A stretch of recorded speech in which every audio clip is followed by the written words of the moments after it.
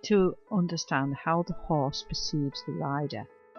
Horses are not designed in nature to carry riders.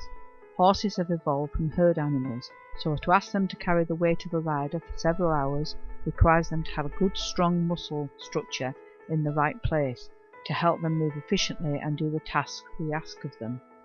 We need to build muscle on our horses, and to do that we need to be sure that the weight we are asking them to carry is distributed evenly and with no blockages of the main muscles working. In the classical way, we tend to use the training pyramids for the horse and the rider. The first pyramid we'd like to consider is the training pyramid for the rider. The first criteria for the rider is to work on the position. The second line of the pyramid is that the rider should have good feel, so that they can recognise which muscle is moving and what is working where and what is being blocked.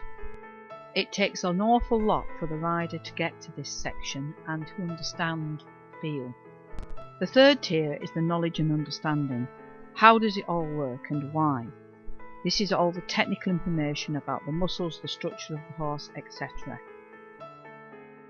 The second pyramid of training is for the horse, and we use a pyramid that says free forward movement, rhythm, outline, bend, balance, impulsion, transitions and temperament. And if the temperament is a bad day and a bad morning, then go right back to the bottom of the pyramid again and just concentrate on free and forward. To remember this, I call it throb it. People mistake free and forward movement to be speed. It is not. Free and forward means what it says. The horse must be nice and relaxed, working very quietly and softly, going forward willingly without tension and without tightness, and to be able to keep a good rhythm. Rhythm is a distinct cadence that you have to get from the horse. So in walk it's a 4-time beat, 1, 2, 3, 4. In trot it's a 2-time beat, the 1, 2 and the swing. In canter it's a 3-time beat, and you've got to recognise and feel that through your body and through the horse. The third level of the pyramid is outline. People are often surprised that outline is so low down in the training pyramid, but one has to imagine a toothpaste tube that you're squeezing. If you haven't got the cap on the end of it, your energy is dispersed in all directions without any focus. So the contact on the front of the horse has to be consistent and subtle and correct, so that the energy matches from the back to the front just right. There's a great deal of confusion about bend with riders.